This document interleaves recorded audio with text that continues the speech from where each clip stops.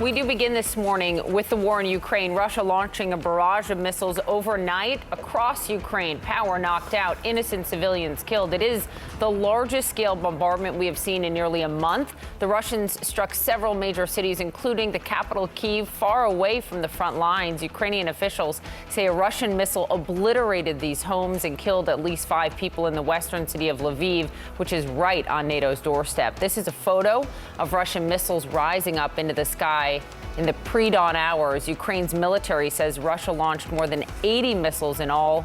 And Europe's largest nuclear power plant in Zaporizhzhia has been completely disconnected now from Ukraine's power grid because of that Russian shelling. That's according to the energy company that runs it. So we do begin with our Ivan Watson. He is live on the ground in Kyiv. Just a barrage overnight and so far west. What can you tell us?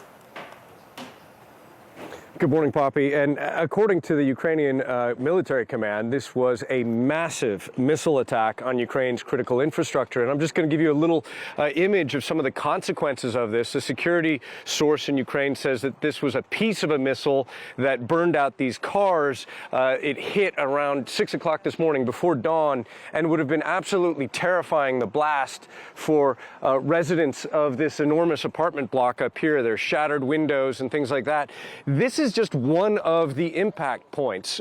It does appear, judging by what the Ukrainian military has said, that this was a coordinated Russian missile attack. At least 81 missiles of different kinds, cruise missiles, air-launched missiles, sea-launched missiles as well.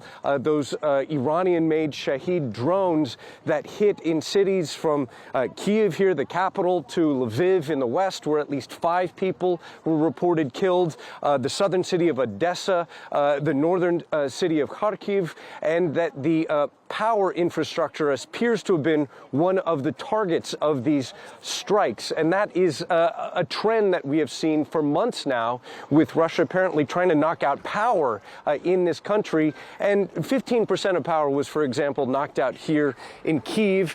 In another town, Zhytomyr, about 150,000 people without electricity. But I can just describe to you, traveling around Kyiv today, it's business as usual. The restaurants are open, businesses are open as well. But I think what we see here just underscores how haphazard and dangerous and scary it is when the Russians fire these missiles. Tom's just going to spin around over here real fast. I mean, there's a children's playground right here. Fortunately, no kids would have been here at 6 o'clock in the morning.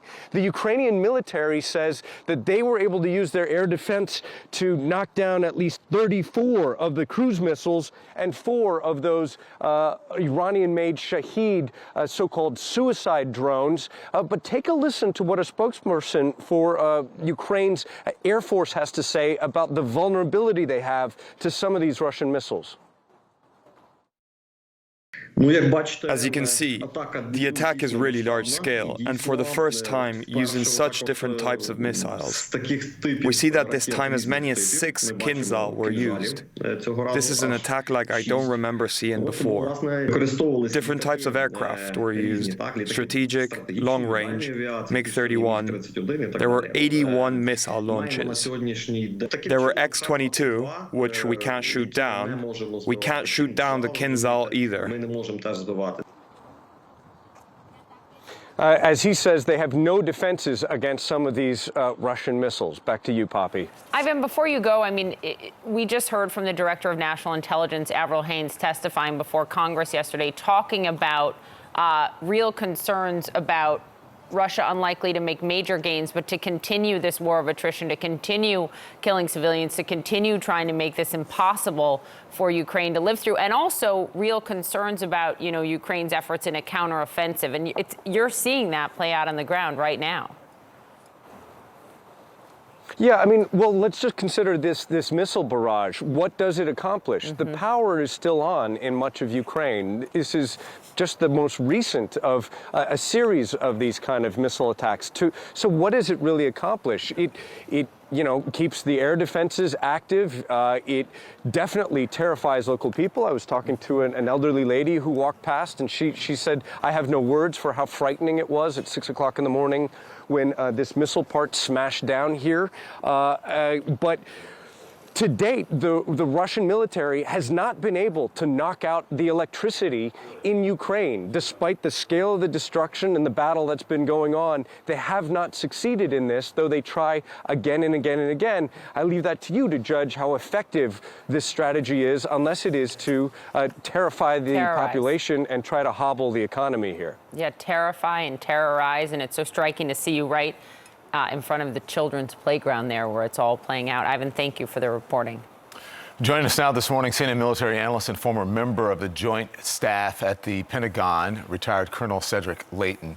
Colonel, thank you for joining us this morning. Let's talk about the scale of this attack. It really spans the full interior of Ukraine. Talk about where these strikes hit and why Russia chose these particular targets.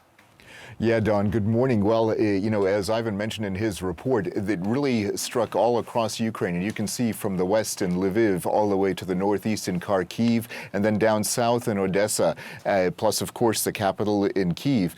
All of these areas are critical to Ukraine from an economic standpoint. Many of them do not have military installations, but the very fact that they're being hit indicates that the Russian strategy is one in which they're going after all the different civilian infrastructure installations that they can hit. You know, the key fact, of course, they're going after power. Not very effective, as Ivan mentioned, in the aggregate, but it's still, at the very least, an inconvenience, and of course, can be a fatal inconvenience when these missiles strike in apartment areas and in other inhabited areas. Well, let's talk about Lviv. I remember being there, and Lviv was seen to be as, a safe space here. This is one of the 5 areas there. So this is a residential area, thought to be a safe space. Why would Russia strike there? So the reason for that, Don, besides spreading terror and really indicating to Ukrainians that there is no safe haven, notice how close Lviv is to the Polish border. Lviv is the main supply route in for a lot of the weapons that NATO and the U.S. Are supplying to the Ukrainians. So it's a warning in some respects to Ukraine that their supply chain can be hit by the Russians, and Lviv, of course, is right smack in the middle of that. All right, let's look at now the Zaporizhzhia nuclear power plant. The state of emergency, this company says that the Zaporizhzhia nuclear power plant has once again been completely disconnected. It's an emergency for them. It's been disconnected from the Ukrainian power grid due to Russian shelling. That continues to be a major concern here.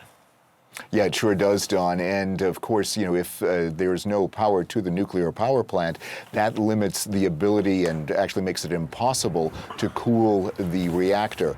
So if the reactor is not cooled, then the possibility exists of a nuclear accident of one type or another. And, to use the term accident is probably overstating things, but it is definitely a serious concern and could result in some radiation leaving the area, kind of like Fukushima in Japan a few years ago. This isn't your expertise. We've been discussing, you and I, and you with other members of our network have been talking about the types of weapons that Russia is using here in these strikes, including cruise missiles, anti-aircraft missiles. What do you know about it?